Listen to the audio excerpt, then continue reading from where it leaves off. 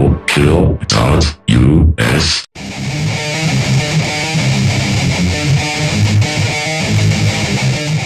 Hi, I'm Jason Spurrier. And I'm Jason Omega, and today we're looking at the best game you ever played. In this case, not you, but Me? GimmeStarBucks. No, not you either. Neither. Not me, not you. I have not the a favorite game, or one. Two of Well, them. this isn't about you. See, every website says, we'll tell you what the best game you ever played was. And they're right. We're not doing that. There's no bias in electronic gaming, No. None at all. None at all. as opposed to board gaming, just completely straightforward. Right. You either like Monopoly or you're bad at it. I really like Monopoly. I do too. I'm excellent at it. I won't play it with friends. No, it makes No. enemies pretty quick. That's not my Yeah. favorite game, though. But this isn't Yeah. about me. It's not about you. It's about, in this case, GimmeStarBucks, who was our first person who responded to our challenge out there to tell us what your favorite game you've ever played is. And her should be noted that she's a teacher, by the way. You'll find that out shortly. Here's her entry. Here's what she had to say. She said, "There's nothing quite as scary as sitting crisscross applesauce on the floor in front of your teeny tiny TV in a pitch black room and playing this game. The game is Silent Hill 2. Set in the winter, which, let's face it, is always the scariest season in small town New England. You are a man searching desperately for your wife. The thing is, she's dead." Spoiler? I'm not sure everyone would see the problem here. No, it's not a big issue for those of us who are married.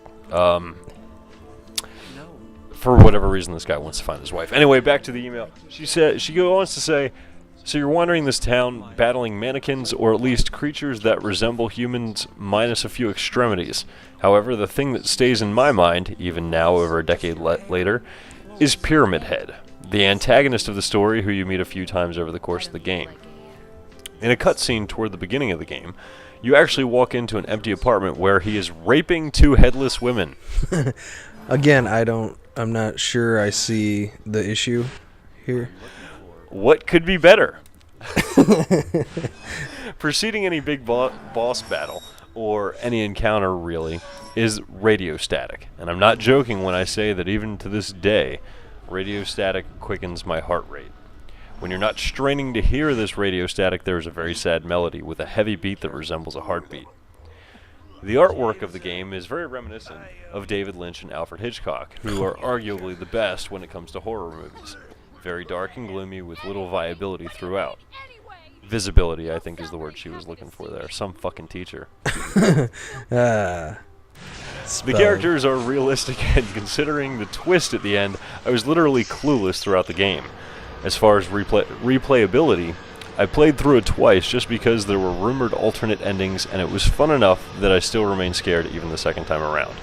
Of all the genre of games, I've always been a fan of psychological survival horror. This one is the game in which I compare all other survival horror games. However, sadly, even its successors all fall short." So what are your thoughts? Have you played Silent Hill 2? Yeah, I've played at least two of them. You've played 2 of Silent Hill 2?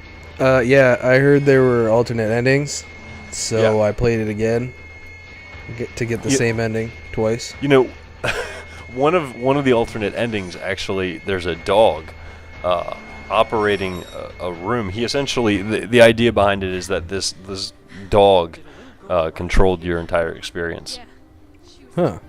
I don't There's remember another alternate. There's another one where you get abducted by aliens. No stuff. That's great. The only thing I remember is it snowing ash, the creepiness, and static. Interesting. I'll tell you what I remember. I remember that it was a good game, and I haven't played all of the Silent Hills because somewhere around the room it just turns to shit. But I did play Silent Hill 2 and I liked it, and I'm not going to be too critical of the game because I have a fond memory of it. At the time, the graphics were fine. They weren't anything outstanding, but they weren't bad.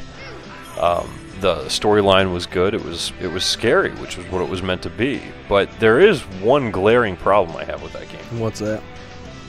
The controls. And this is something that I have a massive problem with. It seems like for the entire PlayStation and a lot of the PlayStation 2 generation, nobody can get controls right for third-person games. It's a problem in Tomb Raider games. It's a massive problem in Resident Evil, and it's a problem in Silent Hill. If you can play Silent Hill and play the whole game without running into a damn wall, why didn't you try to save me? Head on, like you're trying to find a door there that isn't there, I'll give you $50.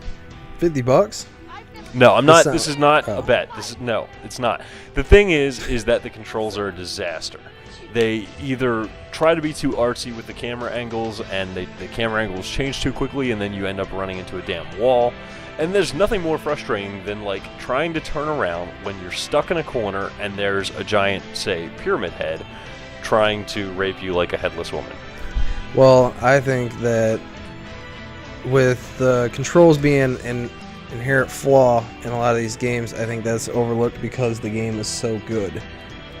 Like Resident Evil 5 is my favorite besides the first one, and the controls weren't all that great. But I can overlook that because the game is so good. I understand what you're saying, and I agree with you. My issue is that, to me, when I'm playing a game and I'm stuck walking straight into a wall or straight into a corner, it takes me out of the experience. And if the whole experience is about getting me scared, you're not scaring me, you're annoying me. When I'm playing a game, the last thing that I want to come through my mind is, I could do this more easily in real life than I can in this game. And that's how I feel when I'm stuck in a fucking corner. It is very difficult to be scared when you're completely annoyed. That's true. Yeah. So that really wraps up my thoughts. Do you have anything else you want to add to it? I wouldn't put this on my favorites list at all, but I think it is an excellent game. I would agree on experience, both counts. And GimmeStarBucks, thank you so much for your participation in this. We will be doing another one next week or sooner. I don't know, whenever we get around to it. At some point, there will be our next entry in the best game I ever played. Doublekill.us.